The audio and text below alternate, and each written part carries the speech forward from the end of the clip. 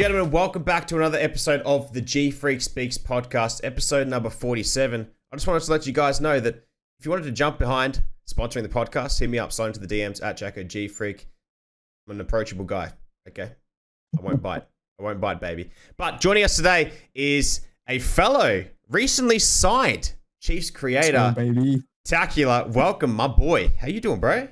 I'm doing good, man. How are you doing? Good, man. I actually, before the podcast for dinner tonight, I had a lamb souvlaki and, well, like a homemade one, like that lamb that you get, like lamb marinade from Aldi, you know, cheese on the wrap and tomato cucumber. It was fucking elite, bro. It was elite. And you didn't offer me some because what's going on? Because if I sent it to you in the mail, it'd come with maggots and shit on it, okay? It'd be disgusting. Not wrong. Yeah. Not wrong. Actually, speaking of maggots, did you hear about that guy that's running around Australia and I think he raised like $1.8 million running around the country for men's mental health, I believe. And he's got maggots growing out of his feet, bro. That's gross. I know, bro. I know. Oh man, that's a lot on of one case. hand, it's like I'm just thinking about it. Like this guy's going that hard for a good cause, of course. Yeah. But like, I mean, if you kind of got maggots, maybe just take a step back and take a look at that before you keep going. I guess. I know, bro. I know. That's not for me. It's pretty gross, eh? But anyway, dude, welcome to the Chiefs. How's it feel, man? Oh, it feels good, to be honest. It honestly feels really good. It's been a pretty crazy week, to say the least. But you know, it's out there now in the Chiefs, and honestly, the way it even happened is actually kind of funny. To be honest, like probably a year and a half ago now, I originally reached out. Well, I didn't reach out, but my manager reached out to Aiden. He's like, "Yo, like we got Tac here. He does Rust content. You know, take a look. Blah blah blah." Thought nothing of it. Aiden takes a look. He's like, "Oh, you know, does good content. It's just not what we're looking for right now." My God, come on, okay. Nah, head down, grinded. Fast forward to where we are now, and we're in the fucking Chiefs, baby. Like, what more is it? But man, it's surreal. It seriously is surreal. Just seeing something that I guess that didn't come to light at that time a year ago, and then just grinding, and then seeing something finally come true. It's a fucking really good feeling, to be honest. Really good feeling. No, well, we bring you on board with open arms, so it's great to have you on board. Thank you. The first Rust creator, I believe, for the Chiefs. So it's quite interesting, and I love that. It's different, man. Yeah, like for the Chiefs, I guess. Yeah, like you know, posting Rust content primarily, but there's actually a lot of boys, past and current Chief players that have played Rust at one point or still play Rust, and it's actually kind of funny to see. I think from memory, one of the boys that I know actually said Rays, they played with their LTO team, used to play Rust back in the day. I'm not too sure on how true that is, but he used to play Rust. War Turtle plays Rust as well. He used to be in the Siege team. You had Ronsky who plays Rust. Clutchy plays Rust. There's like so many boys in the Chiefs at the moment, or whatever overall, that just played Rust, and it's finally just, you know, almost feels at home in a way. Yeah. Because it's just like everyone knows it's not just like that niche game. So it's a good feeling. It's a really good feeling. That's dope, man. It's dope. And you know, War Turtle, I'll tell you what, man, that guy, you know, he was a pro player, now was a coach, then he went to the Olympic Games to then also coach, and now he's just doing a ton of FPS stuff. He's a jet. He's an absolute jet. I think he wants to get into the Apex scene. Yeah, he's a good player. So I can imagine him on Rust, he'd be a pretty switched on, dialed in dude. Because Rust is quite a complicated game, to my understanding of looking at it. There's a lot of things you got to know and all that type of stuff when it comes to the mechanics, as well as the knowledge of the maps and understanding of how things operate and whatnot. But what's something that you're looking forward to doing with the Chiefs in the future? Honestly, I think one of the bigger things that I want to do is I want to put more light onto Rust specifically, but also in the Australian region. And I know Chiefs can most definitely help with that. Because Rust at the moment, it's a competitive game by nature, but it's not an esports title. but there is, servers and there's mods for that game that are very competitive. So a goal of mine is to organize something with the Chiefs, with Rust, like a nice tournament, and just see what we can do with it, because it has that potential. It just needs just that tiny little push. Just that tiny little push is all it needs. So it's definitely one thing I want to do with the Chiefs, on top of, IRL content eventually, stream, and there's just so many things I want to achieve, but we take it day by day for sure. We'll get there eventually. Whereabouts are you based? In Sydney, Western Sydney to be specific. Fucking love it here. Thoroughly my home, man. Like I couldn't see myself anywhere else, but I know that's probably going to change in 6 to 12 months. Yeah. So right now, just Sydney. So damn, I was going to say we should go for a gym sesh, because looking at your profile picture, bro, you've got like a 10-pack happening there. Oh, mate. That was a lot of hard work went into that one. Seriously. I thought you were going to turn around and say I fell off, bro. Nah, bro. Like, a lot of hard work went into it. I'm fucking seriously, like, it got to the point where even recently, as of yesterday, it's just, I cut my calories so low and ramped up the cardio and was doing everything that I possibly could to get as lean as possible. I just in a shitty mood all the time. Yeah. Like, seriously, I'm just, It was just not it. I don't recommend it, obviously, but it was a goal of mine, especially being someone that was a bit overweight. So I wanted to say I fucking did it, and I'm proud to say I fucking did it. So, very happy with that, to be honest. Oh yeah, man. I'm actually coming up to Sydney in November sometime to do some Red Bull hot laps. So we're going to the Sydney Motorsport track. Is that close to you? Yeah. No, I don't think so. Probably. It's Is it in the? Do you have like an actual address? I honestly have no fucking clue, to be honest. That's right. You are a Rust gamer. You don't go outside. That's true. Okay. Yeah. I understand. That makes sense. It makes sense, man. I don't know where shit is either, bro. no. I'll just somewhere fucking down the road. Somewhere in your town, somewhere. I don't know. I'll navigate. Not near me, bro. Not near me. That's all I know for sure. When it comes to your gym and the journey there, at what point did you find that you looked at yourself and you're like, fuck, man, I've got to shred this off and do something to myself and fix this? So, funnily, you mentioned that. As of last week, it would have been 3 years since I started training and the fitness journey. Okay. And I was literally in my fucking room. It was like October 2019. And this was at the peak of when I was grinding content. Like, I was going so hard.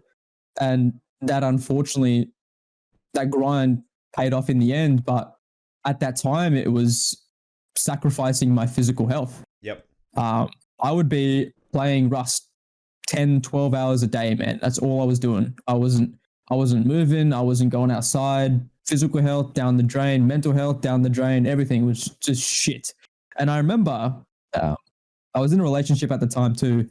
And I walked past a mirror in my house and I looked at myself and I'm like, what the fuck is this? Like, I do not recognize myself anymore. I put on 20 kilos, man, 20 kilos of just non-stop. And I was like, nah, I got to do something about this.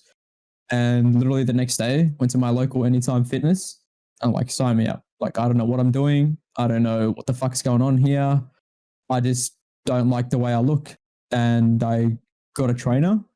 And since then, I've literally been with that same trainer coming up 3 years now. So, and lost all that weight.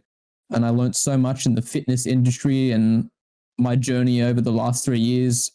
And it's definitely knowledge that I'm more than happy to share with people if they have concerns or questions or whatever. I'm no expert by no means, but what I learned and from my trainer specifically is information that's always going to be like close to heart to me. It's like another world that changed my life. And if I can do the same to someone else, I'll most definitely like pass it on. So, yeah. Respect, man, respect. And identifying it's probably the hardest part. Like when I walk past the mirror, I look back at myself. I'm like, fuck, you look pretty good, man. Okay, all right, chill. I thought it was going a different direction. But, give a cheeky one of these ones, just to, oh yeah, still got it. Give it a tricep flexi. Yeah, the pump's Hang on. looking good tonight, Oh shit, boys. let me just touch my knee, bruh. Oh, Fuck yeah, bro. How good would it have been though? How good is it putting that 20 kilos on though, man? Like just smashing food. No regrets. no. The word calories did not exist when that phase of my life started, bro. Just like bang. anything I wanted, bro, I'd have it. Ben and Jerry's at 2 a.m, Uber Eats it there. Fuck. Bang. Chicken nuggies, it's there. Like tip of your fingers, man. You can get whatever you want off a fucking phone. It was so unhealthy, but so good in a way. So it was a problem, and cut that shit out. We sorted it. So Yeah, no more. It is dangerous though. Like when it comes to Uber Eats, I personally, the last time I had Uber Eats, I went to the Chiefs house and did have it there, but I was away from home. But the last time I actually had Uber Eats, I don't even remember. Like it would have been years ago when it first came out. I just don't get it. Really? For me, I'd rather go and get the shit because you're supporting the company more. But I'm like, I continually feel bad about some of the shit that I eat at times if I haven't worked out. You know what I mean? Yeah. No, weekends, I kind of indulge a little, possibly a bit too much. I'll put my hand up for that. But I also don't work it on weekends. And I take it easy, and they're kind of my chill days and whatnot. And because I work hard during the week with work and with working out, that's when I'm like, well, you know, it's a bit of my own time, and that's kind of why you work out to a degree, so you can also enjoy the indulging and not have to worry too much. But during the week, it's like, oh fuck, I shouldn't be having that Milo, but I am. It's all about healthy balance, man. Healthy balance. Yeah, like, well, that's seriously. it. It's a love-hate, bro. Yeah. You fucking love it, but you hate it at the same time. Yeah. You love it afterwards, but you hate it 100%. during woods to a degree. Yeah. So that kind of made no sense during woods. What the fuck? I know what you mean, though. I seriously know what you mean. It's like you just feel guilty because you're not moving, you're not doing much, and then you'll be like, oh fuck, don't worry, I'll start tomorrow. Oh, I'll make up for it tomorrow. But that's the problem right there. Is like that motivation people get as well. We're like, I'm gonna do it. That's it. It doesn't last. It seriously does not last. Like you just got to keep going. You got to keep going. You got to push past that. Like even till now, I'm gonna be honest. Like I have troubles like on my cheat day, which is Friday. I train like 4 or 5 times a week, but Friday is my designated cheat day, and I will have whatever the fucking heart wants. I'll have it. If I want some pizzas, boom, I'll have it. Just got to kill that urge. But sometimes if I feel like the sessions that I had throughout the week weren't good enough, I feel like I didn't earn that cheat day in a way. But that mentality is like, I fucked that off. Like I'm still not fucked it off completely, but I'm still trying my best here. But it's I definitely see where you're coming from. You feel guilty. I have that. I still have it, bro. And I don't think it's a bad thing either. I think it can get into a bad thing when you have a lot of people that, like, what's it called? Anemic when you don't eat? Is that? I think so. Yeah. Whatever it's called. If we get it wrong, just tell us in the comment section below on YouTube if you're wondering. But yeah, if you don't eat, you always throw up and all that type of stuff. Terrible condition because you're continuously like battling with yourself in the headspace and whatnot. But when it comes to working out and stuff, I think that the biggest thing for people is consistency. Even if you do the same shit every day that you work out, you do your same routine, that's fine because you're building up strengths and working on those weaknesses and all that type of those type of things. But additionally to that, you look at the way that a rocket ship goes up into the fucking sky. It doesn't stop midway and takes a fucking breather. Like if you want a full launcher, you want a full send, you have to keep consistently going, pumping that fuel, keep the thrusters going, and get yourself to that fucking gym. It's as simple as that. 100%. Even if you just go and walk on a treadmill, that's better than what you would have done at home, which is nothing. So my best tip is always to, if you are out and you're coming home from work, or if you go into it before work, go before work if you can. But if you're coming home from work, bring your shit with you to work if possible. If it's not the small things, bro. Seriously. Go to gym first and then go home. Because if you go home, it used to happen to me. I'll take a quick nap. It just doesn't. It just doesn't. It doesn't happen. And then you wake up groggy and you feel like shit. And then you don't go, and then the cycle repeats, man. It's not good. Seriously. I haven't been in that rut. I'm actually coming up to my nearly 10 years at the gym going. for 10 Let's years. fucking go. Yeah, I think I Jeez. started like when I was 16. I'm 25 now, turning 26 in November. So Fucking hell, man. damn. 10 years. Oof. 10 fucking years. Good shit, though. Like, I feel like one of the most common excuses from people about like the consistency is like, oh, I'm tired, or, you know, go to work and I'm tired after work. And it's just like, how badly do you want it? Like, how badly do you want to better you? The hardest part is like starting. Yep. And then when you build that discipline, no matter what, nothing will stop you. Lack of energy, get a fucking pre-workout. More specifically, Team Icon code SAC20. But you know, get a pre-workout, do something. Like, it's just people, it's all up in here and they get stuck in it, and you just got to overcome it. That's all it is. Seriously. The thing That's about all it it is. as well is that there's a lot of talk and there's not a lot happening. And people are just a bit scared to just do it. You know, when you look at Nike's symbol, their slogan, just do it. Just fucking do it. If you're thinking about getting up and like, oh, I should, no, I'll leave it till next Monday. Just fucking do it. Get a start. Get ahead of yourself that on another wavelength in a different dimension that would have started on Monday, and you're coming in on fucking the week before on Tuesday like an absolute fucking monster.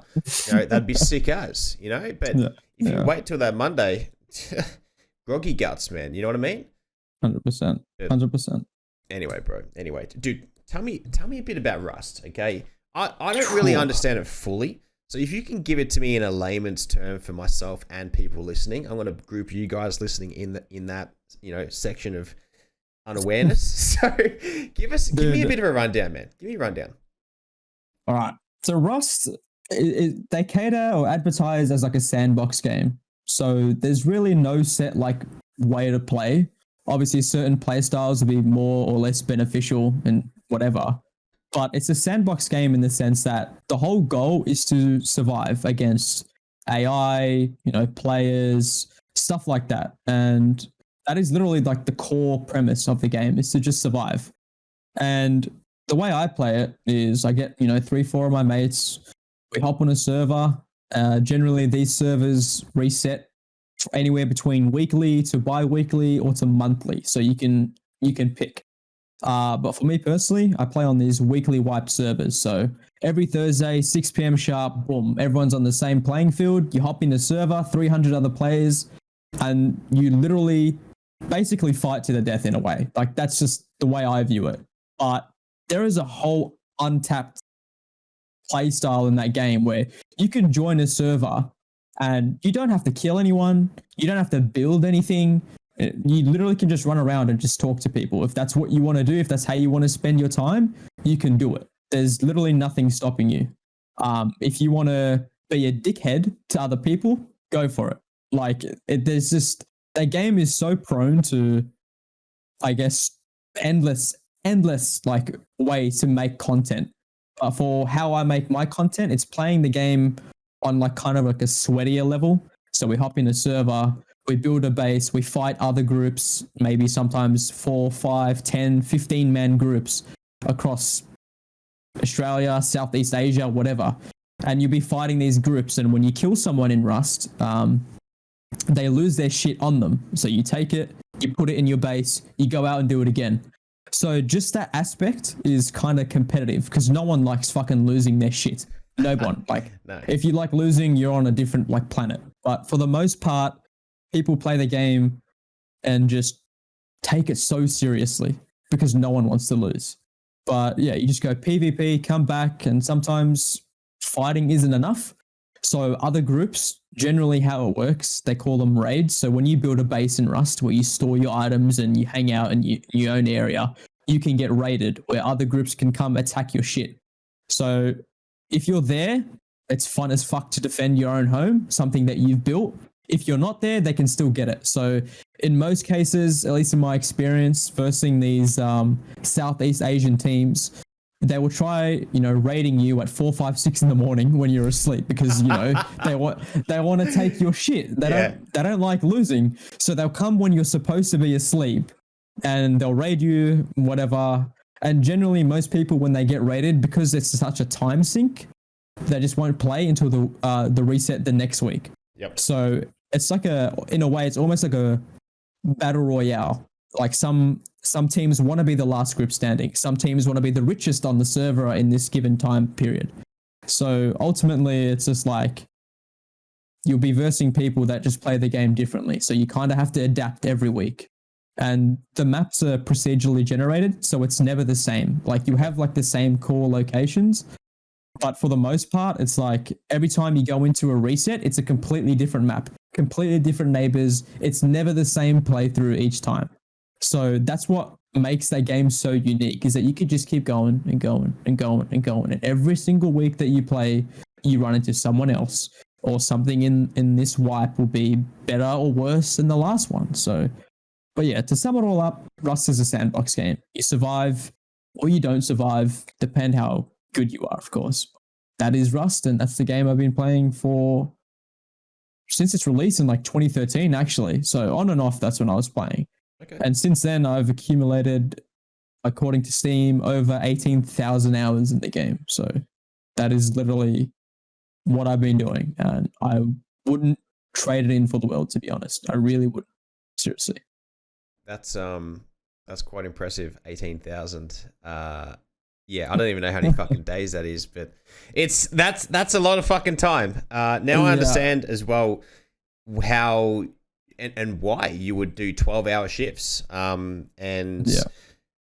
To protect your base, to protect what you're about and stuff. And depending if you're across, multiple servers, whether it be the weekly, bi-weekly or monthly or whatever servers, you got to be there. And is there a way to kind of there's no real way to do that, protect your base to a degree if you are asleep. So do you team up yourself with people that are from the same region as when you're the opposite region when you're asleep? So then there's always someone at your base type of thing, or how do you do it? So for me personally, and it's going to sound really fucking sweaty, I don't have to worry about playing with other people from like Europe, for example. So they watch my base or whatever. Yep. I tell you what I do. I literally go to sleep, turn the speakers on, and that's it. If I hear explosions, I know shit's going down. It wakes me up. I go fucking defend my base, bro. Like I'm not. What the fuck? I swear to God. I swear to God. I am not even fucking joking, bro. I do not care. I will win. Okay, that is my fucking game plan, bro. Like, you don't understand. And it's gotten to the point. All right, listen. It's gotten to the point where people I'm versing. Sometimes I'll be versing like the same people. These motherfuckers know that I'm there, so they come over and like shoot shitty rockets, but they're fucking loud, just to wake me up and troll me that way. So it's a very fucking interesting concept, but Jesus when Christ. It's your livelihood and it makes your money, you gotta do it. You gotta fucking do it. Like there's no two ways. God, so there's no two ways. You don't disclose what times you get off and all that type of stuff, I'm assuming. And when you get on, which is understandable, so then people don't, kind of dog you and all that type of shit. So you wouldn't say that on the podcast. But what is the most? I don't even know where to begin with that. But like that's fucked. Okay. Yeah. But you gotta do what you gotta do, man. I respect it, man. I respect that. What is the scariest moment that you've woken up to? Because surely you've woken up and you shit your fucking self. Yeah. Scariest moment, honestly, like I've had quite a few, but it would be probably recently. So in Rust you can set up vending machines, right? And you can store items in there, but these vending machines you can also use to sell items to other players. So you put this vending machine on like your rooftop, and then other players can go to this safe zone on the map and they can buy like these items and shit, and a drone comes flying over from the safe zone, comes to your base, takes the item and leaves, right? So it's so fucking stupid. This drone sounds like a fucking bee buzzing towards you, right? Yeah. So hear me out. It's 6 a.m. I'm sleep deprived. I've got the speakers on, all right? And I'm dozing off, but I can hear the game in the background. And I hear this fucking drone come towards, and it sounds like a bee. I jolt the fuck out of bed and I literally shit myself. I honestly thought a bee was coming straight at me. Turns out it's the fucking game, and I'm like, all right, I seriously need to reevaluate what I'm fucking doing here. But that is so stupid. Like, that's just the dumbest thing that I've been scared by. But game related, probably just like I don't know, just hearing like 15 rocket launches hitting the side of your base because another group's just coming over. Yep. And the fact that I have it so loud, it's like the bass hits and just like your heart rate gets jacked up and it's like the adrenaline's pumping because everything's on the line at that point, bro. Everything Yeah. that you've gotten over the days, it's all on the line and you could lose it. And it very rarely happens these raids. So people love that type of content. They want to see the fucking days leading up to that where it's like all our guns, all our fucking armor and all our good shit is on that line. So don't want to fucking lose it. Seriously don't want to fucking lose it. I love this grind, man. And I would assume that you'd have some fully sick speakers, bro. And then once you obviously wake up, you'd be putting a bit of, a scoop in a team icon thing, use code TAC, jumping into it and whatnot. Yes, sir. Are there other people that you team with that also do this, or is it just you soloing everyone?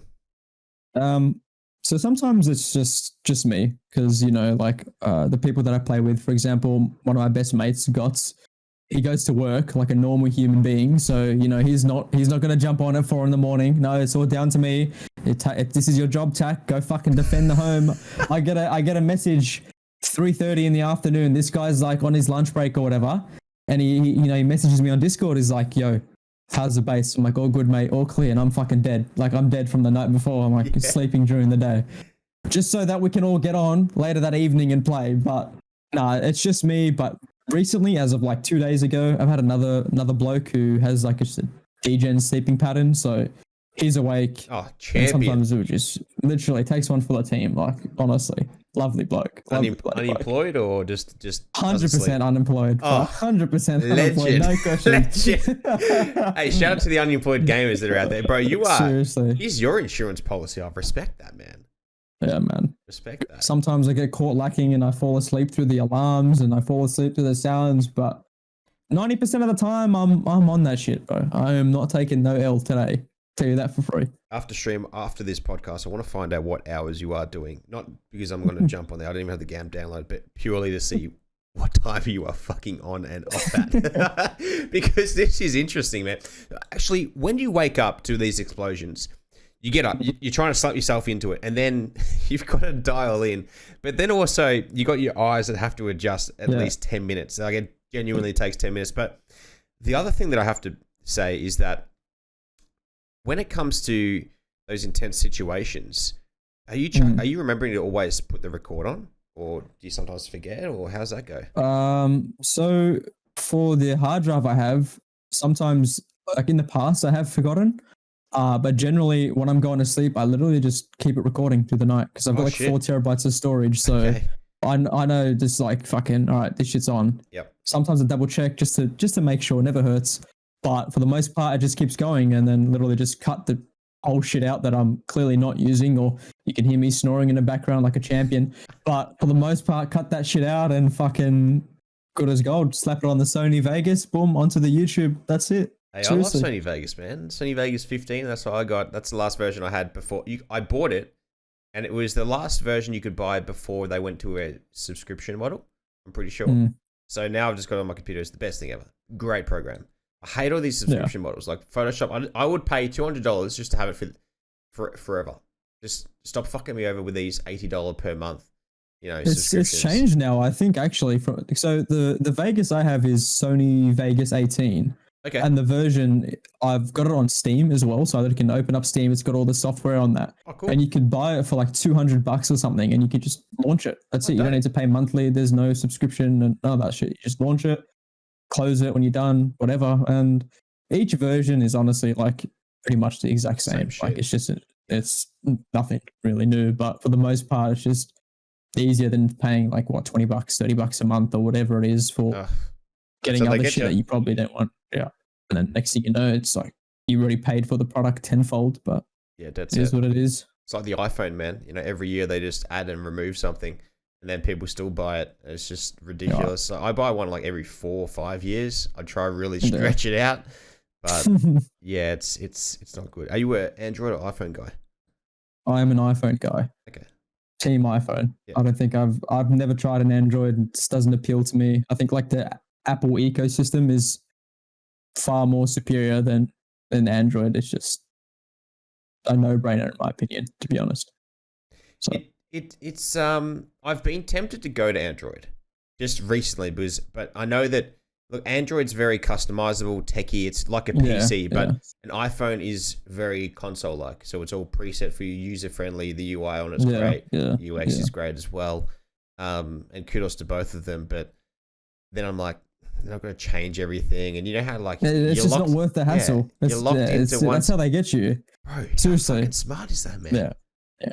Apple does it like so well, bro. Like you get your old iPhone, you put it next to the new one, like side by side, it'll transfer the data across. That's it. Oh, really? Everything, what your app positions, your messages, your contacts, your iCloud, everything just literally transfers across. Like no one wants to go from iPhone to Android that I know of personally. It's always Android to iPhone because it's just so much easier to get the upgrade later down the line when they release the iPhone 15 Pro Max Super Premium Plus in 6 months' time. So it's just like, it's so easy. It's so easy. Seriously. Oh, yeah, man.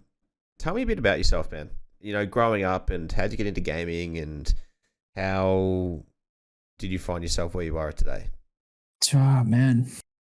I think when I first started playing games, the first game I played was San Andreas with my sister. That's as far as my memory goes. Great game. I was playing GTA San Andreas, one of like the OG games. I was playing with my sister.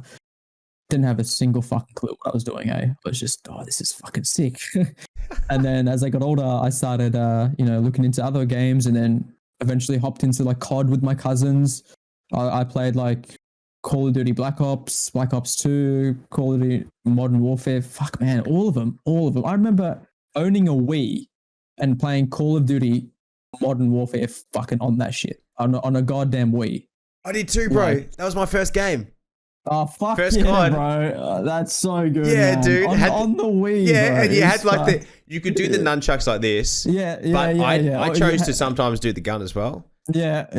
Oh my god, fun, man. Same as COD 5 World of War as well. And then I changed to PS3, Modern Warfare 2. And that was when it... Yeah, that's pretty much exactly what I did. Went to Modern Warfare 2, and I just remember, and I'm not sure if it's still on YouTube nowadays, but 10, 15 years ago, whatever, I just was playing MW2 with all my cousins, bro, and we would be in a private lobby on, funnily enough, the Rust map, all fucking sniping each other and just having a fucking blast. And those memories I'll always like cherish. And then next thing you know, got the Call of Duty Black Ops, played that on release. You never forget the midnight releases. That was the shit. Black Ops 2. And then I think around 2013 was when Rust came out. So that's when I first heard of it. I was like, oh, this looks cool. And then before that, I got my first PC with like a really shitty like graphics card. I got my first PC, and the first game I played was Arma 2, which for those of you who don't know, it's like a military simulator game, but I didn't play that thinking I was a soldier or anything. There's actually a very, very, very huge modding community in that game, and that's ultimately where DayZ started. And I played that and I was like, yo, this is fucking sick. Like DayZ, like Jesus, like this is so much fun. I clocked easily 1,000 hours into Arma 2 just playing DayZ purely. And then around 2013, Rust came out, which was heavily inspired by DayZ. I was like, oh, I'm going to give this a go. Hopped on it. And since then, bro, it's like reeled me in. I loved every single second of it. And then I watched that game go from shitty fucking graphics, shitty gameplay to where it is now. And like, if you knew like the journey, like they have improved that game so much, it's finally paid off. Sure, I might not necessarily agree with the updates they've released over this last couple of years, but fuck, man, props to them, bro. They like changed the game from the ground up. Initially started as a DayZ like inspired clone, and now it's just its own thing, bro. Now it's just crazy. But that's where I started. That was like my gaming journey. I've been playing games for fucking ages, man. Like everything you could possibly think of, like the mainstream, CSGO, Rainbow Six Siege, Valorant, World of Warcraft, Elder Scrolls, everything, bro. I went through everything. But now I'm just stuck with Rust. Good Lord. stuck with it. It's not a bad thing though. I think that you've built yourself up really well, and you've got 160 subs, 160,000 subscribers on YouTube. At what point for YouTube and the content creation did you hang up the boots for your regular job, if you did have one before that? So to be honest, like in the early stages of when I did YouTube, there was no money involved, and I was studying at the time. So I'm like 23 right now. So I was studying at the time, and I was getting allowance from Centrelink to like fucking. That was like I was saving that to the side for studying. So that was what I was doing. And then during that time, I started posting just random shitty like Rust videos. Like I thought nothing of it. It was just a hobby. Yeah. I started just posting it. And then it was gaining traction. And when I started posting it, the game was still kind of small. So as you already know, Australians in all games, it's just a very small community. You just know everybody. And then you just add another game that's very small already with a tiny Australian player base. They just know you. Like you'd be playing on the same servers from people you seen 2 weeks ago. Like, hey Bob, how's it going? Like that's literally like how small the community was. And then they would start watching my videos, and then eventually I broke into the algorithm of the American like Rust players and the European Rust players. And they're like, yo, this guy's nuts. Like, and I just slowly was getting subs. And before I knew it, I hit 1,000. I'm like, whoa, bro, like this is insane. And then I kind of got lazy and didn't upload for a little bit. I got 1,000 subs.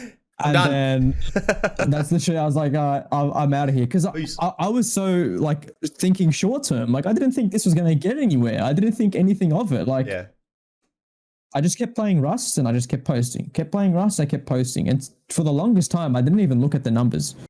And then I think I got to 10K subs and I'm like, all right, this is where I got to kind of like put this shit into overdrive, right? Gotcha. And then just took off from there, man. Fucking video after video after video after video, and then plugging my Discord server, and that has grown an insane amount, sitting at like 30,000 people in my personal Discord server, just there to either shit talk me, which by the way I do not care. Love that. Or to say hey, or just to inquire, Tac, when's the next video, or can you come play with me, or what'd you eat for breakfast, and all these weird ass questions, man. Like I just seriously, that you should see the shit I get mentioned every day. Like it's the weirdest shit, but that's that great. Community, I love that. Will always keep me grounded, bro. Seriously, like I love hearing that. That keeps me going. Keeps me going for sure. That's fucking sick, man. Wow. So how do you build a server so successful like that for a community? I know personally, I would love to host Warzone tournaments all the time for people, but I've just never had the following and whatnot. So how, for yourself with Discord and your Rust community, have you managed to form a community like that that's so tight-knitted and wanting to be involved with each other? So initially how I first started growing it was before the videos that I'd post on YouTube, I'd put like a small like 20, 30-second introduction to my Discord server. And in that time, I would just be straightforward. I was like, look, you join this Discord, here's what you can get access to. You can see my Rust settings that you can't see anywhere else. You can come talk to me. You can enter exclusive giveaways, like just little tiny incentives that people are like, oh, okay. And then, so what would happen is they'd see that, it's in the memory, then they see the gameplay, like, fuck, I'm going to join this guy's Discord. I want to see what this guy's settings are. So they join it, and then they see me typing, they say, hey, or how's it going? And that's it. You just reply back, bro. You just be yourself. You be a normal human. No ego, no bullshit. No, like, I'm fucking better than you. You just talk to people, and they love that shit. And then some will stay, some will leave. That's just the way of life. Yep. But over time, I just kept doing that, throw in some giveaways or just whatever, and people would join, and next thing you know, 20, 30,000 people are in there, and sometimes they do their own thing. Like, I don't even have to be a part of it. They'll talk to me, I say, hey, they go in a voice chat with other people or friends that they've made. They even host their own, like, in-house for Siege or CS, or one dude will start streaming a movie, everyone will join, or one dude will start streaming porn. You'd be surprised how many people fucking join. What the fuck? Group says, yeah. Jerk off, yeah, bro. Like, There's like 50 fucking little cameras, like a Zoom meeting everywhere. Oh, bro. What the fuck's going on in your server, bro? Come on, man. Come on. It's weird. It's weird, man. I love that, though. That's sick as. It's good. I love it. I love it a lot, actually. We jerk off together. We die together. Seriously, man. Like, such a bonding session, bro. Like, it's literally just a bonding session in a weird fucking way. But yeah, that's just where it's at. So I just kept plugging it. And then for a while, I just stopped plugging it because I was happy with the amount of members. Like, I didn't think it could get any bigger. Yep. And then from time to time, I plug it again and more people join and people leave. It's just an up and down fluctuating thing. That's how it is. Yeah. No, that's dope, man. It's dope to hear the story and how you grew that and the incentives, you know, like figuring out like the giveaways. I guess that you were, I don't know if you were doing that before you were getting YouTube revenue or whilst you were on Centrelink or whatnot. But yeah, so whilst you were with those incentives, what incentives were you actually giving? Was it like a $10 voucher? Was it like, apart from the settings and whatnot, which is the basic stuff, what were you giving exactly? So every week or two, I would do like a giveaway for a Rust skin. Yep. Like sometimes it'd be $5, $10, $20. I always set some money aside for this specific thing. So I knew the budget beforehand. I wasn't blowing it. I wasn't like, I would use this specific budget that I gave myself so that I would just give away stuff on my Discord. And to this day, I still do it. Sometimes, not trying to sound like a dickhead or anything, but I'm in a like blessed position financially. So sometimes it's really expensive things that I always will give back to my community. Love that. Can be mice, as you might have seen. I was doing a giveaway with Razer for a V2 Pro. So that's out there. Sometimes it's like a Steam $50 gift card or any other free things I might get that I personally don't need. I always like pump it back into the community. And then it got to the point where sometimes I wouldn't even have to give stuff away from out of my own pocket. Other community members would be like, yo, Tac, I'm going to give you this $100 skin. Can you give it away? All I want is for you to say, you know, it's from this dude. No fucking worries, bro. Like, shout them out, boom, people enter, and then it's just a never ending cycle. Like, people just want to get free shit. Like, who doesn't like free shit? I haven't met a single person. So love that stuff. Probably the main incentive, honestly. That's pretty dope, man. I rate that. And back to your point about someone wanting you to give away their stuff. I actually had some guy come up to me on stage at PAX, and he said, "Bro, I bought this this mystery box, and it had all the stuff in it that I don't like. Like it was $150 or $200." I'm like, "Just take it back, man." He said, "I can't." I'm like, "Oh, well, do you want to throw it away?" He's like, "Yeah, I want to give it away. I don't want any of it." I'm like, "There's like really nice pop vinyls in there and all that type of stuff." Oh shit. Okay, no worries, man. No worries. I'm like, "Well, hey man, here's the mic. What's your name? Introduce yourself, and you start throwing it away, bro. Get the crowd chanting your name or whatever you want, bro. We'll get that happening." And it was nuts. It was the coolest thing ever, man. You know, and that's sick. And to your point, like, it is really cool that I love having that community that will entertain themselves as well. Like, that's the coolest part about that. Yeah. You know, being like, yes, everyone has come together possibly because of the main, you know, source of content, which is myself, yourself. But letting the coolest part is sitting back and letting them interact with each other. Like, I love sitting in my Discord personally and just seeing people ask, because every morning everyone asks, "Morning, gents, how are we? How's your day, fellas?" Yeah. It's the small things. Yeah, how you doing, kings? All that type of stuff.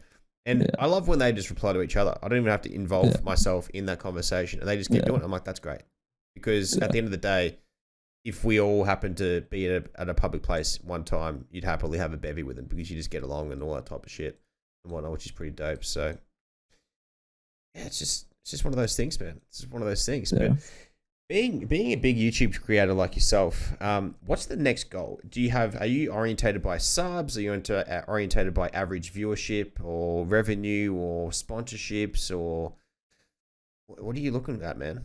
What's your future goals? Honestly, man, like, I've done exclusively YouTube, just offline uploading for years now, and I've enjoyed it. Don't get me wrong. I'm going to continue doing it for as long as the views keep going, right? Yeah. But for me, I want to start getting into just streaming, you know, like, that's the next step for me. Unfortunately, where I am at the moment, I probably have the worst upload speed and NBN issues and months and months of hounding my ISP and NBN to fix this shit. It's just gone fucking nowhere. But I'm at that point now where I want to start live streaming Rust. I want to start streaming fucking Friday gym session with Tac, like mic'd up. Let's fucking do some tricep overhead. Like, let's just do shit that I wouldn't normally do. Because when you build that audience from Rust, primarily your views are going to get from Rust. Like, you're not going to get many views doing something else. But I'm at that point, at least I think so anyway, where I can start doing some variety stuff and people would just want to watch for my personality, which for me, that's more of an achievement than 200k subs or, 300k. Like, that's cool and all. That's fucking awesome. But just having people that solely want to watch me for me, now that's something that words can't describe because they actually fucking enjoy you as a person. Yep. And that will always be more value to me personally than, I hit 200k or I hit that. And that's cool, like I said, but I just want that connection with people because they built you to get where you are now. So let me show you who I really am. This is what you fucking blokes made. So let's hang the fuck out. Let's do shit. So that's my next goal. Definitely start streaming for sure. Oh yeah, man. Sure. Those fitness ones are definitely interesting. I've done a few skipping streams during COVID and whatnot. And they were good fun. It was great to show a different side of myself. I'm glad that I did my face reveal so I could just do it how I am right now. And it was good, man. It was good. Obviously, viewership was a little bit different and weird at the time, but it actually kind of popped more than I expected and did quite well. So going down that avenue for you would be dope as, because I don't know if you show your community much about your fitness journeys and goals and endeavors and all those types of things. So exposing yourself just a little bit and giving them that little bit extra drip feed on the Vine, that they'd love that, man. I think that you 100%. Motivate a lot of people as well, which is good. It's like I don't know how to put it. Like I do talk about fitness in my Discord a lot. Sometimes I'll have people ask me for like tips and stuff like that. So there's definitely an audience there already. I just think that when you start doing stuff like that, you just need to maintain, I guess, like honesty in a way, because like it's so easy to start going down that route of doing IRL content and start like borderline lying to your viewers in the sense that like, if you do 50 ab crunches, you can get abs, and just like sometimes people don't want to hear shit. They want to hear, like what they want to hear. Like they've self-centered almost. So you just got to be truthful. We're going to be honest, because I know, especially in the fitness industry, I'm not too sure about like Rust in particular in the gaming world, but the fitness industry is very prone to a lot of misinformation. So I just want to like be honest with people. So I just want to help people in some way. So I think that doing this, fitness streams and answering people's questions and live Q&A and all that stuff, it's just going to be 110% like the honest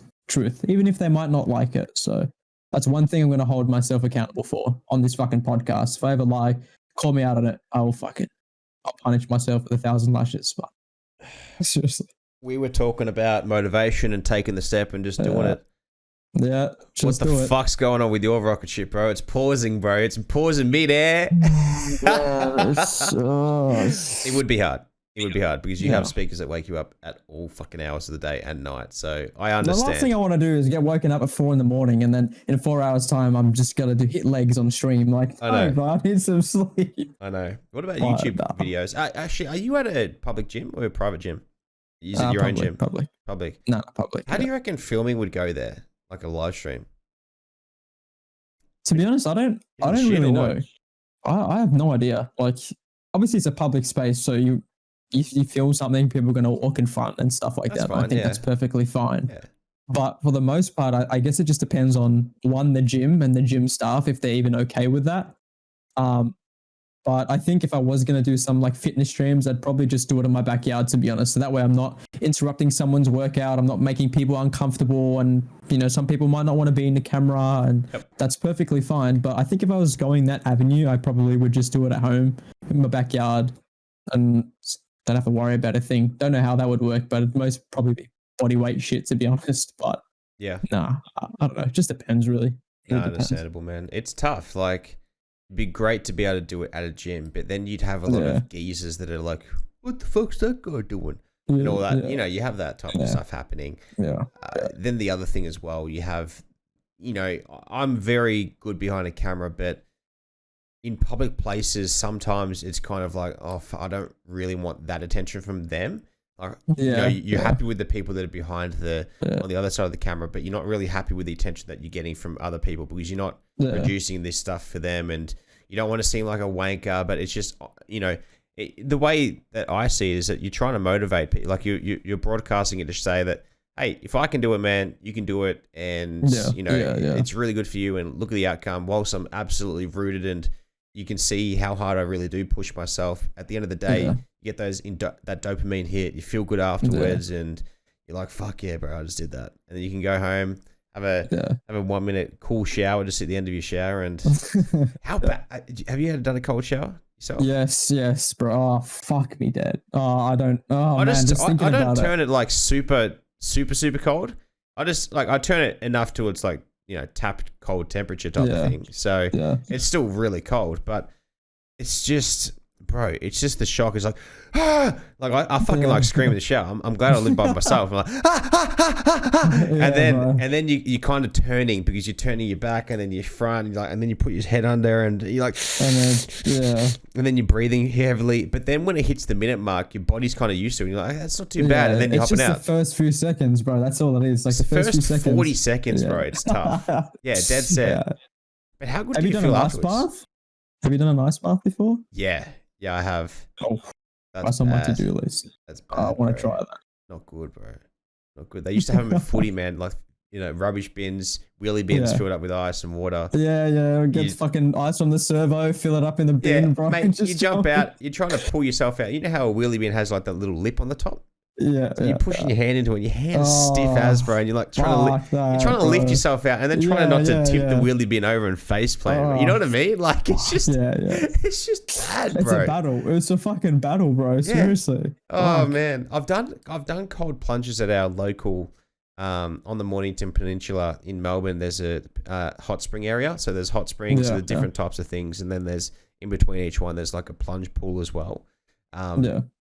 Which is just outdoor temperature, like, you know, temperature cold water. So, but regardless, when you go from a hot climate to that, the room temperature water or exterior temperature water, it's a shock to the system. You're like, but fucking borderline hyperventilating, bro. Like you're freaking out. The heart rate's jacked. Like everything is just like, fuck that. It's so good for you though. You have that vasoconstriction, and it just really does race your heart around, pushes the lactate out of your muscles. You kind of clench up a little bit. It's also another way of, if you don't want to go to the gym, have cold showers and for like the last minute of your shower, and you will lose weight because of the intense shaking that your body does. So it definitely does help lose weight, and it is a shredding activity that you can do. When you finish off your shower, it's definitely easier in summer though compared to winter. Winter is bad. Of course. That's bad, bro. That's out of the question for me, bro. No winter cold showers, none of that, bro. No way, man. No way. No, fuck that. Tapping out already. Just the thought, tapping out. So what's your training regime look like right now? Anyway, what are you focusing on? So at the moment, I basically hit my muscle groups 2 times a week. So Monday upper, Tuesday lower, Wednesday upper, Thursday lower. That's pretty much just what I'm doing. But for the most part, I've been doing that for like the last, I'd say like couple months now, actually. Yep. But as long as I'm hitting like that muscle group 2 times a week, I'm happy with that. Sometimes on Monday, like depending on my energy from the night before, because I would be up and I wouldn't like sleep or whatever, my Monday session might not want to do like a bench press. So I'll just do something else, like I'll substitute it. I'll just swap it out here and there. But for the most part, it's pretty just stock standard, man. Monday's always got to be the fucking chest. Got to hit that thing. Tuesday, legs. Wednesday, chest again, back, arms, everything. That's just, it's pretty simple, bro. Like there's no secret to it. Just make sure I hit my muscle group 2 times a week, get my protein in. And that's about it, bro. Seriously. That's all I'm doing at the moment. And results are fucking showing, so I'm happy with that, to be honest. Like nothing more. I respect, man. Respect. Do you have a missus or anything, dude? I do not. No misses, unfortunately. the abs won't get you misses. But actually, funny you say that. I've had more fucking guys in my DMs when I post physique photos than I do have chicks messaging me. 100%. It's just like, yo, Tac, what's your training like? Yo, Tac, do you want to fucking train together? Or Tac, wow, you're so fucking sexy. Borderline flirting with me at this point. And I'm just like, all right, bro, like chill. Okay, pop down, bro. Pop down. It's just fucking dudes, man. I'd love for the fucking just for it to be a little bit of female attention, but it is what it is. I can't fucking complain, to be honest. Hey, look, man, the bros are gonna gas you up and give it to you how it is. The chicks are there, and they're there for the wrong reason if they message you about a photo. Okay, you know what I mean? They're not there to hang around. They're there. I look. I'm just stereotyping right now, but they're not there for a long time. Okay. So I get that. I get that. You don't want that around you, bro. What about you? You got a misso or? Yeah, got a fiance. Yeah. Oh, okay. I take that back. My apologies. God damn. Yeah. Yeah. We got engaged December last year, so it's wedding in a couple years time and stuff. So I'll be 27 by the time I get married, and whatnot, and yeah, exciting times. A bit stressful planning the wedding and stuff. I'm happy for you. Thanks, yeah, bro. No. Yeah, from what I've heard about people planning marriages, especially like from friends and family, it's probably like one of the most stressful and probably borderline shit things to do, man. Like the horror stories that I've heard from friends of mine about weddings in general is it's a whole different game. It's crazy. It's crazy. It's so expensive. It's like over $200 per head, and you got to figure out cars, flowers, camera, photography. I mean, videography. Location. It's just a fucking nightmare, bro. Honestly, man. Have you ever seen Bridesmaids? Yes. How's the scene when she's shitting in the sink? When they're trying on the dresses, bro. Oh my god, man. That's pretty accurate though, to be fair. Like, fuck me dead. Like, just the amount, like, when you think of marriages for me, like especially my background is like Lebanese, like Muslim, Australian, whatever. Like marriages in my culture are very like so almost like out of a playbook, bro. It's the same shit every single time, man. Like so the stuff I've heard and the stuff that like the stuff I've heard, the stuff I've seen, like the dude comes in a fucking Lambo and then like super flashy, like super things that you wouldn't fucking normally do. Yeah. But it's like the family drama. Yep. About what to do in the wedding and, who to invite and this and that. It's just a fucking headache in its own. Thank God I'm not planning to go through that anytime soon. But 100%. Best of luck to you on that one. Fuck. I appreciate that, man. Appreciate that. Something just went wrong with my screen. I'm just trying to fix it right now. I don't know what's going on. Oh, there we go. Oh, wrong screen. Okay. Yeah, it's extremely stressful, man. And the situation is that it just look. I'm looking forward to it, man. But at the same time, I'm shitting myself because I've never been to a wedding before. And my first wedding is going to be my own wedding, which is quite intense. But anyway, I'm looking forward to it. It should be good. And once it's all over, you're kind of happy. You're like, oh, thank God that's over. It's done. Thank God that's done. Go on the honeymoon. Let's never do that again as well. That type of gig. Yeah, for sure. But anyway, man. Anyway, did you see that the video at TwitchCon where that chick jumped off and broke her tailbone? In the foam pit or whatever it was. Yeah. It came up just before, man, and I watched a replay of it, and then I watched it again afterwards. I'm like, oh, I get like secondhand soreness from that. That's bad, bro. Man, I remember reading that she's like went to hospital and she was struggling to walk, and it's just like, man, surely there's a lawyer out there who's fucking so eager to jump in on that just to get that lawsuit going. Like I feel so sorry for her, but fuck. You can't, like, people are calling her stupid and stuff. Like, well, you can't call her stupid because like she wasn't of the understanding that it was going to be like that. It's you're jumping into something and you think it's going to be okay, and it's not. And it's kind of like a comparison where you jump into your car and your fucking airbag doesn't go off. You just you jump in and think it's safe. You just don't know.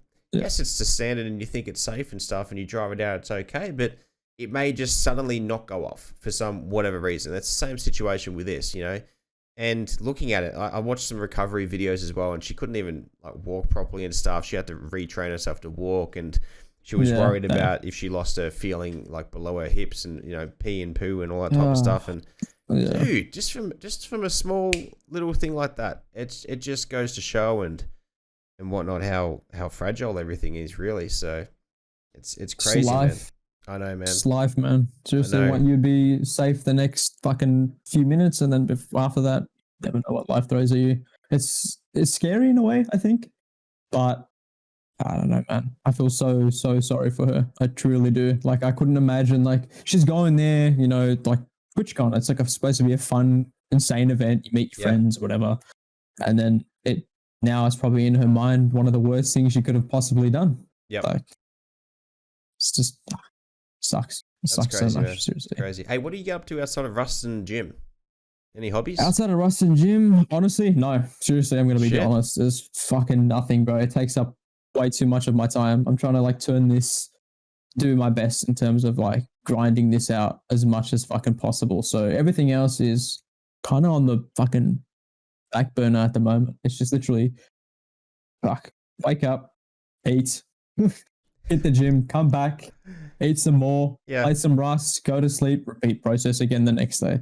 And when you say it like that, it sounds like this dude's a fucking loser, and that's whatever. But the ambitions and goals that I have from like Rust and knowing that what I can achieve as a person, it just fuels me. It fucking fuels me. Like this, I'm putting all my energy, effort into this, and I'm going to make my fucking dreams a reality no matter what. So that's where I'm at right now.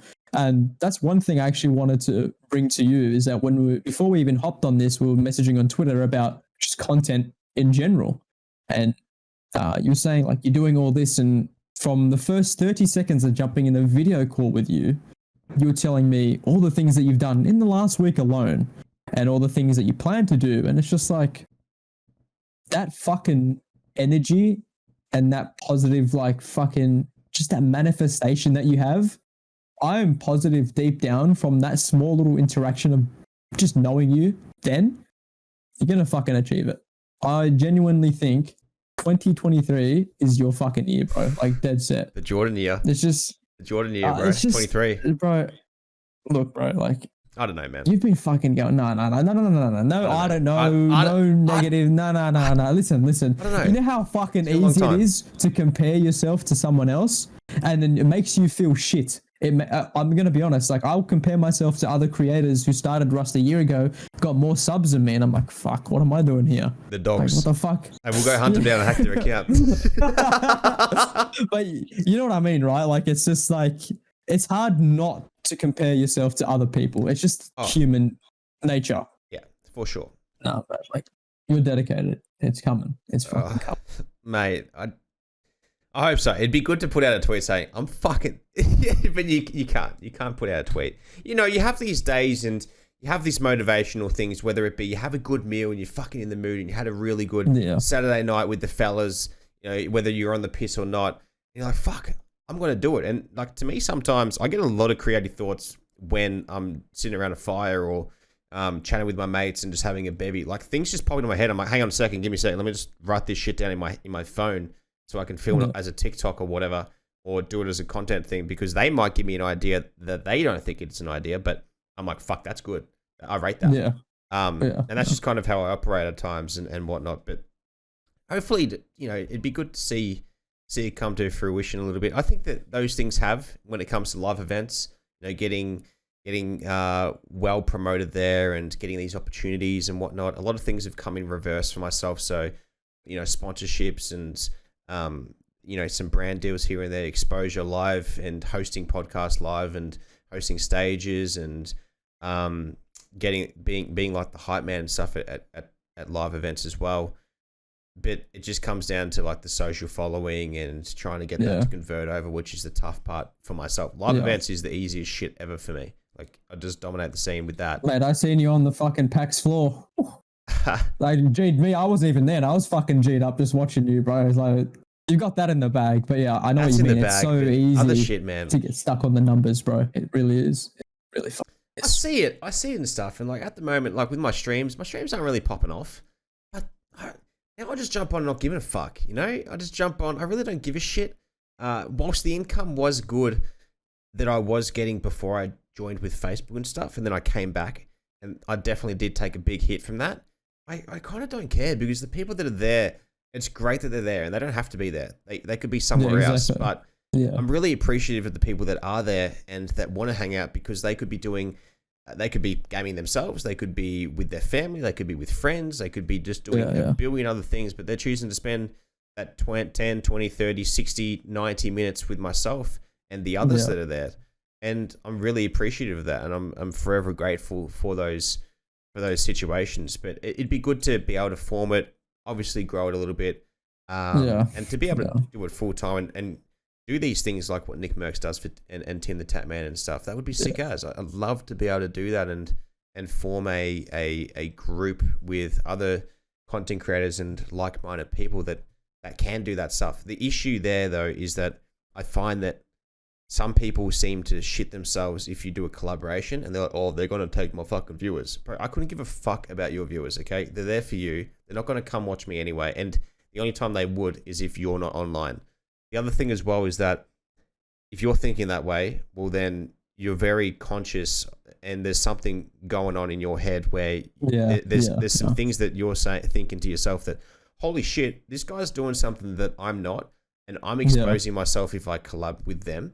And so it's just a whole big circle, and there's a big head game to it, and that's why, like with me, man, I'm pumped to play with like other people and whatnot. Depending on the game, though, obviously, like with me, I'm a really sweaty and competitive guy, so I want to always fucking win.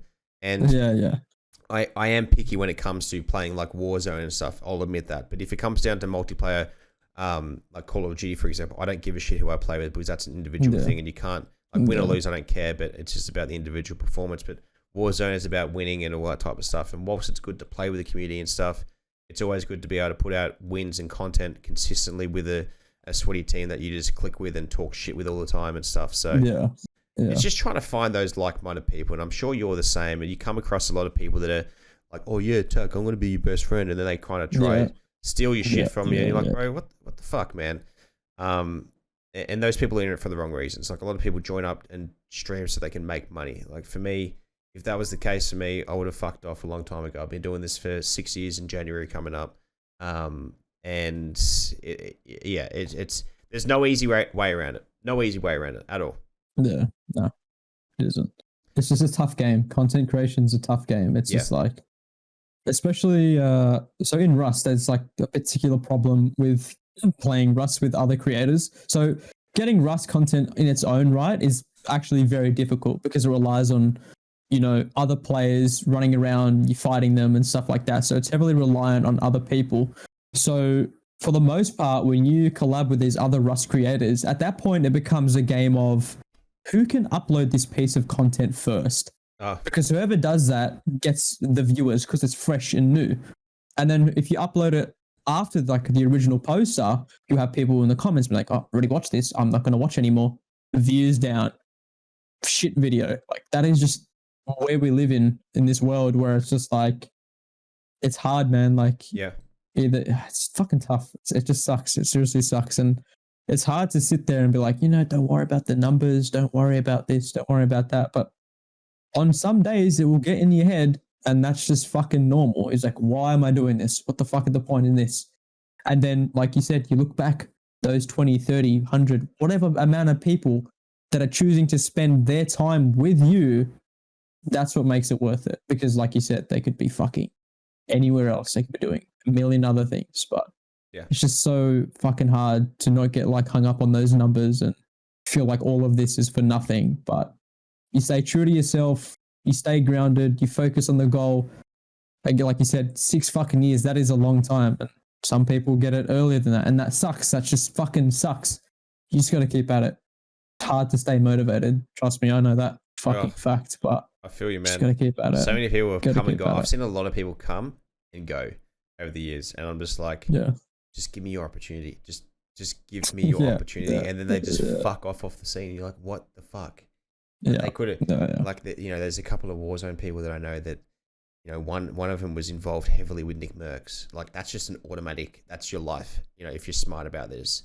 and boosting your Warzone career. Then there's another one that just is inconsistent. Then there's other people that just don't take advantage of it and they just stream and stuff. And you're like, dude, you could really pop off and stuff, but they just don't want it. Like they get it quick and they just don't give a shit. And then they just leave it. They don't know how to handle it. They don't know how to like turn that into more. Like you have that opportunity, fucking make the most of it, bro. Go hard, go fucking hard. But fuck, that sucks. It does suck, man. But look, man, I think that the main thing is that we have this unique thing where I can transfer between the two things, and character and non-character, and myself and whatnot. Yeah. And we've got a podcast, fucking country's #1 esport podcast. I don't care what anyone says. Okay, if they say no, the Misfits podcast. Fuck the Misfits, okay? I love the Misfits, but fuck the Misfits, okay? This is where it's at, baby, okay? We got Big Tac on, we got the GFreak, and we're having a good afternoon. But I think that I want to understand and get a deeper understanding from yourself, where if there's someone that is wanting to get into Rust or any sort of content, what's some advice from yourself, being a creator of your size, for them? Consistency. I've said this to you, actually, funnily enough. It's just consistency. And we've thrown that word around a couple of times today in this fucking podcast, haven't we? But consistency, that's all it boils down to, man. You got to keep at it. You just keep pumping fucking shit. Just got to keep going, got to keep going, got to keep going. And sometimes truthfully, like, I don't even hold myself to my own fucking words. Like, sometimes I'm not consistent, and sometimes I do struggle to post consistently. But for the most part, to build that initial audience, you just got to keep at it. Yeah. It will be weeks, months, years. You just got to keep going. Like, there's no shortcut. There's nothing that you could possibly do that will just make this happen overnight. Unless for some reason you upload a TikTok and it gets 1 million views, and then next thing you know, like, you're some super famous, like, fucking social media star. Very rare. But for the most part, you just got to keep going. And don't dwell on the numbers. Just keep going. Do you. Stay true to yourself. And then 2, 3, 6 years, whatever long it takes, you'll look back and you will see that growth over time. Yep. Because then that will give you like a sense of accomplishment. But yeah, definitely consistency. Just keep going. Keep fucking going. It's crazy that in our conversations prior to this, that I chatted to you about, what the go is, and, just a few things, and you were just saying quantity over quality. And to me, like, I'm all about, a good loop, a good catch, all that type of stuff, and getting people hooked and whatnot. But if you're just pumping out, like, let's just say TDM games of Call of Duty, which, you go all right in or whatever, just with fun, like talking shit to people, well, then you're probably going to start popping off if you do it every day or 2 or 3 a week, which is crazy to me, because I really thought that you got to put a lot of time and edits into it. But I look at TikToks, and some TikToks have the exact same, like, speed run course going underneath, and they just answer these stupid questions. And it's just like, that is the most basic TikTok shit ever.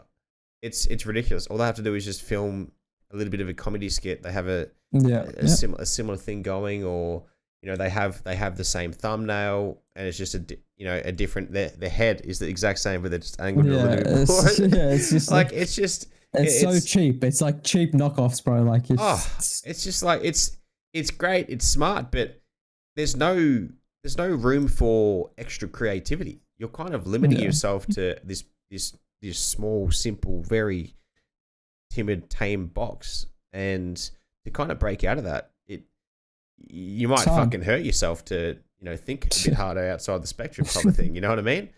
Yeah.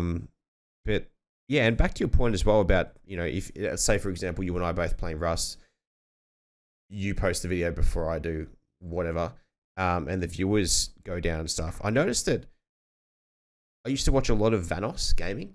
You should know who he is. He plays the Moose Snuckle and all that type of stuff. And Nogla. And they actually post the same videos too, I noticed. Yeah. But they go all right still. They still go all right. Yeah, like, I think, I can't remember which friend group it is. Like, a similar kind of content to like Vanos and Speedy. Speeds. No, not KYR Speedy, not that one. What's his name? Fitz, actually, with like the fucking Misfits and all that shit, right? When they're playing. So when they're playing like CS or whatever, from memory, I think So basically what they do is like, I'd say like 70% of the video is the same, right? Uploaded across different channels. But I think they also communicate with each other. So one Fitz video, even though it's the same thing, will have something else that none of the others put. So in its own right, it's a little bit different. Core is kind of the same, but the audience can also look forward to something new as well. I think that's what that friend group does from memory. But for the most part, I guess Rust isn't just at that point where you can throw in other stuff as well. It's just, it's so hard to get stuff automatically. You have to have a really, really, really, really good fucking wipe cycle to be able to like completely use stuff that, you know, another person isn't using. Yep. I definitely see where you're coming from. Like they do it really well. Props to them. Good fucking shit. But in what I do personally, it's the complete opposite. So yeah, it sucks, but it's whatever. I respect it. Respect, man. Is there proximity chat in this game? Yes, 100%. Oh my god. Yeah. Fuck, I think like you could download it right fucking now, and you could hop on. You can just go have convos with cunts on any server. If COD wasn't happening right now, I would. Yeah, there'd be a lot of things I'd do in that game. That'd be fucking nuts. That's fun. Have you ever had any badass conversations with people like talking shit before you clap them or what? Bro, I'll tell you 3 instances. All right, hit me. 3 different instances. All right. So the first one was we fought this group, whatever. We beat them. Everything was fine. And then they come over to our base, and this dude, actually, you know, he's like, heck, if I fucking see you in Sydney, I'm going to beat the fucking shit out of you, you stupid fucking cunt. Like, that was one, truthfully. Or then sometimes you'll have the broken English Southeast Asian players, you know, put on like, give me a gun, broken English, the funniest shit, like just begging, borderline begging. And then my personal favorite is like when you make people so unbelievably angry, they don't just start shit talking you at that point. They will sit outside your base, man, and they will blast the most putrid shit, like a soundpad fucking memes, bro, like dumb fucking music, bro. Like some people like blast Justin Bieber as a piss take. Some people blast like some fucking Martin Luther King fucking speeches. Some people just come over and they blast like speeches from fucking Hitler. Like there is seriously just like, there is no filter on that game. Some people put signs, like you can paint signs in the game with whatever you want. Some people, you could probably imagine what people are putting on these signs: dicks, titties, fucking swastikas, the N-word. Like there's seriously, bro, like it's a sandbox game. It is sandbox, bro. Yeah, it's fucking stupid, but it's so funny sometimes, man. Like so fucking funny. That's funny as bro. You ever wake up to some Martin Luther King speech on your speakers? I remember, like I've woken up to some stupid shit. Like, so sometimes people play like Rust sounds to their mic. Yeah. And depending on the quality of the sound, sometimes it sounds like pretty authentic. So sometimes I'll play like an explosion that sounds like it's an actual explosion, just to like, you know, do that kind of piss take. Or sometimes they'll blast just like old Rust sounds that are no longer in the game. And I'm like, wait a minute, what the fuck? But for the most part, it's just like, you never know what to expect. But of course, as a content creator, you can turn all that shit off, so I don't have to worry about, you know, seeing that on my videos, because I don't want to fucking deal with that shit. But then these motherfuckers, they are just will find any way to like circumvent these things, bro. Like it got to the point where I would have people that would be so far away from me in game, that'd be on their roof shooting fireworks into the fucking sky that would say TAC, or there'd be a swastika, or there'd be a dick. So you have no choice but to see some glowing firework up in the fucking sky, and it's just like, that is what they do. And it's just like, it's stupid. It is so and these guys stupid. obviously hunt you, man, which is funny as fuck. Like they know where your base is. How do they know that's your base though? So when you kill someone, it obviously shows, you know, who killed you. But for the most part, there's like a bunch of websites out there that show like past aliases. So if I could put like a random ass name in game on Steam or whatever, they'd be like, copy my profile. They go to one of these websites and be like, previous names, TACULARR. Okay, that's Tac. This is where he lives. The whole fucking server knows at that point. They're outside your base. They're shit talking. And then it's just a never-ending fucking thing. You would cost some serious shit, man. I love that, bro.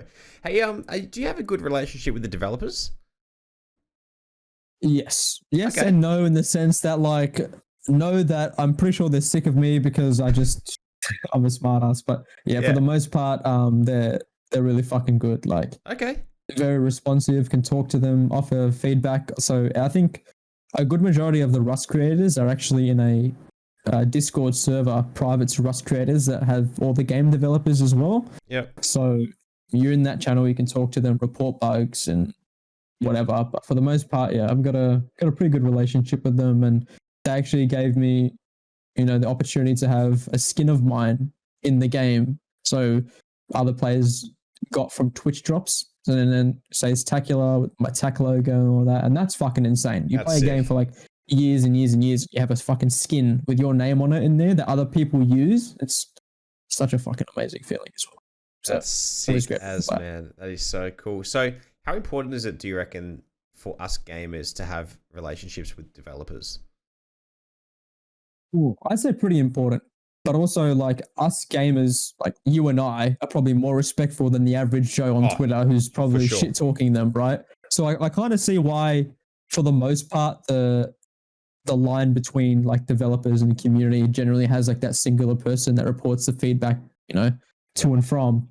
But I think like we're at a day and age where like you can say and do whatever you want behind a screen. People are just sending death threats to developers. I think it's a good thing to have, but let's be honest, bro, it's people ruin it for the rest of us. So Yeah. I don't know, it kind of sucks, but definitely something that we should have more of. So having that Rust connection with those devs is, in the grand scheme of things, pretty fucking rare. So grateful for that as well, of course.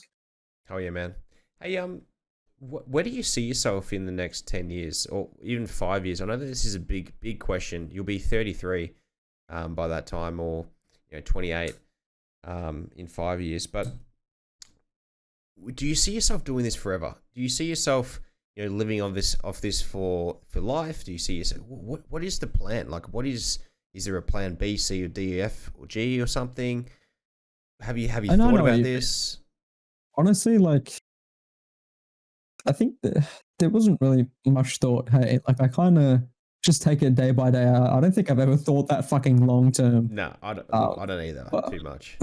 But now that you've mentioned it and me sitting here thinking about it, I'd like to say, I'd still be doing this, and maybe I wouldn't be playing Rust necessarily. I'd probably be posting other games and, seeing where life takes me. But then again, I do not fucking know. I just have no clue.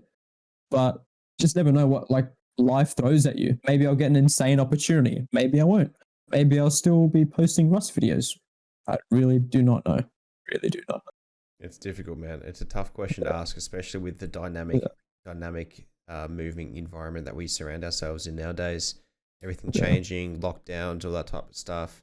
Bro, we had a lockdown in Melbourne, right? We had a curfew. We had a fucking curfew, bro. You had to be home by 8 p.m. every fucking night. Every night. Like that. And you couldn't leave your house until 6 a.m. or 5 a.m. in the morning. How crazy is that, bro? It's not that we're moving shit, like alien technology, bro. I'm like, what the fuck's out on the road, bro? But China had it worse. China seriously had it fucking worse, man. Where like they actually started, bro. They locked off like blocks. People were literally trapped in their homes and didn't let them out at all. Yeah. The streets would just have hazmat suits just disinfecting the whole thing. Like, it was like straight out of a fucking movie almost. Like, it just... Oh, I know. It was insane. COVID was a crazy time. Such a crazy time as well. Like, life as we know it changed. This has changed. And look at it now, though. Like, what the fuck? It's like it's all gone. that for no reason. It's like, what the fuck? It's gone. Yeah. Have you had COVID? No. Okay. Yeah, right. We've been double dosed, chilling. No COVID. Oh, fine, bro. We love a double dose. Alright, man, I didn't realize. I mean, I am in Western Sydney, so it's like home to me, like that. Fully sick, bro. Fully sick, bro. Fucking snapping second down the third. Oh my god. Love that, bro. Fuck that. Oh man, that seriously hits close to home. Like, I promise you, if I step out of my room 2-3 minutes down the road, I will hear something like that. I shit you not. Like, just that Lebanese community, you know what I mean? Like that fucking WOG, like ethnic, like it's just hectic, bro. Fully sick, you leh? Literally, bro. Seriously, hands down, that is fucking my life here. Hey, does Seriously. anyone ever attack your IRL base? Bro, like, well, I don't know how to respond to that, bro. Like, what, some guy fucking home invading? At that point, Imagine, bro. There's no speakers to fucking wake me up that time, bro. I'm like, nah, bro. Some Thankfully, fucking NPC breaks into your house. seriously. Jesus. That's funny, man. That's funny, bro. Before we wrap things up, how did you meet Kane? Because I just had him on the podcast. His episode went live just before, but how did you meet him? Because he's a funny bugger. Bro, okay, so he followed me on Twitter for like a long time. I didn't know who he was, but he was following me on Twitter, and to be honest, like, he was shit talking me for no fucking reasons. He was shit talking me, and I'm like, what the fuck is this cunt's problem, bro? So I originally blocked him, right? Yeah. I straight up blocked him. Yeah. I was like, look, I don't need that negative bullshit. Yeah. Fuck off. And then fucking fast forward like a few months later, I was going through my block list and I had a look. I was like, oh, I just unblocked him, whatever. And then he started showing up on my Twitter feed from like doing like pack stuff or something for GFreak. I can't remember what it was, but he was showing up. And then I think he messaged me, and then we basically just squashed the beef. Like, it was like, look, I watch your shit. I play Rust myself. I watch your videos. I was like, oh, and I was like, this cunt's actually not a dickhead. Yeah. But he is a fucking smart ass. Yeah. And no, like we just chat to and from. I know a little bit about him, not too much, but seems like a fucking mad dude. And I've actually spoken to him on messages and that. And he was telling me like he doesn't know what he wants to do in terms of like his job and if he wants to pursue content and that. And I've been trying to like push him to get back into content because he already has like that audience. He's kind of like pissing it away almost. I'm just like, dude, just try it. Just see what you can do. If it doesn't work out, you always got a backup plan. It's just like, come on, bro. That's another guy Seriously, that could just pop do off, it. bro. Like, even if you just jump back to his dating shows. Yeah, man. Like, honestly, man, he could be the Australian, like, Austin show, dude. Honestly. Or Trainwrecks. And it's got that potential for sure. The community has that support for him as well. I don't think that speaking to him the other day, he isn't too keen about being behind the camera anymore. He's more keen about shooting through the lens on someone else and helping produce that content. So I guess a selfless act. But he was also mentioning that he has different phases in his life. So you probably came across him when he was MF Cream Pie years ago. And he was, that said that he was when he was fat, overweight, and he was just, he acted like a weird bloke. He said, I was genuinely trying to make the community think I was twisted. And he said, I'm pretty sure that I convinced the community that I was. And I'm like, yes, you definitely did. But then he went through a phase of shredding and getting jacked and being a tank and all that type of stuff. And he was telling me about all the stuff that he was doing to be a tank and whatnot. But now he finds himself in his third phase, which is funny because I was like, yeah, we all know what you know, the three phases, if you know what I'm talking about. Yeah. Three phases. Sorry, I'm fucking zoned out now. Andrew what Tate, saying, sorry. You know how Andrew Tate says, I've got the three-phase plan. We don't mention that here, bro. We keep our community. We don't. It's a story for another day, bro. Yeah. Zone out. But yeah, and so he was talking about that stuff, and yeah, look, he's a great guy. He's switched on and stuff. He's got a lot of goals in mind, but I think for him, he's quite confused and needs to narrow down and prioritize what he needs to do. Yeah. And once he does that, you know, it's going to be great because he's a switched on kid, and I wish him all the best. That's for sure, man. He means well, and I think that the main thing is that he's back on track. He looks good, he feels good, and he's in a better space than where he was a couple of years ago and whatnot, which is good. So, props to him, honestly. Yeah, props to him, man. Props to him. Is there anything else you want to add before we wrap this bad boy up? I think earlier during this podcast where we're talking, I'm not too sure if we're just generally talking about the gym and motivating and all that stuff. You know, MacMate, he's doing like that mental health, like fucking Are You Okay? Like run. I seriously, maybe if you can put a link to that in the description below, if you can donate or at least check it out, bring some more awareness to that, because that whole thing is like a story for another day. But that topic is close to my heart and obviously to him too. So I wish him the best, but you can just check that out. Take 2 minutes of your time. Donate. Don't donate. That's perfectly fine. But other than that, That's about it, man. It was seriously a pleasure to be on here, talking to you, meeting you like for the first time. And I'm hoping that after this is wrapped up, you and me on some COD when it fucking out and just tear some shit up. Seriously, like I'm hyped for that. Hey, provided that your base isn't being attacked and raided whilst we're playing COD, I'm happy. Also, the fact that your base hasn't been attacked whilst we're podcasting right now, I'm double happy, and I'm triple happy because you gave me the time to jump on board, man. I really do appreciate that, man. Your schedule, looking at it, it was great because it lined up well with today and tonight. But at the same time, it's pretty fucking hectic, man. Like I respect that, bro. I respect that, and that's what it takes to be in your position, and you can't take those things for granted. You're living many's dream. Even I guess myself as well. You live in the dream and whatnot. But it is hard. It's probably one of the hardest jobs that you could ever have because it's all reliant on yourself and self-motivating. And if you don't work for someone, then you got to be really proactive. And you know, if you're going to be late to work for yourself, you're like, oh, whatever. But if you are late for work at someone else, well, you lose your job. So you have to rock up on time and stuff, and you have to be at those deadlines. So it's interesting. But look, man, thank you so much for your time. I wish you all the best of luck. I'll have to definitely jump on Rust with you because it does sound 100%. Pretty funny, man. 100%. With the shit you can say on there. It's similar to Tarkov, which I've been playing a lot of recently in the past 3 months. Learning keyboard and mouse on Tarkov, which is the most mechanically tough game out there, I reckon. But leaning and it's nuts. It's hard. But it'll make my body ready. But thank you so much, man. We appreciate it. We wish you all the fucking best with your future endeavors. Thank you. And your YouTube channel. Go check him out. All Tacular's links will be in the description below, ladies and gentlemen, at Tacular 2 R's at the end. But thank you so much for tuning in. Make sure to give that like button a big fat titty smack. And subscribe to the YouTube channel. Well, you guys aren't subscribed, so what the fuck, man?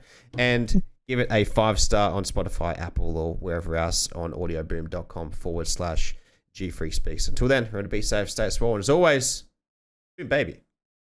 Peace. See you, boys.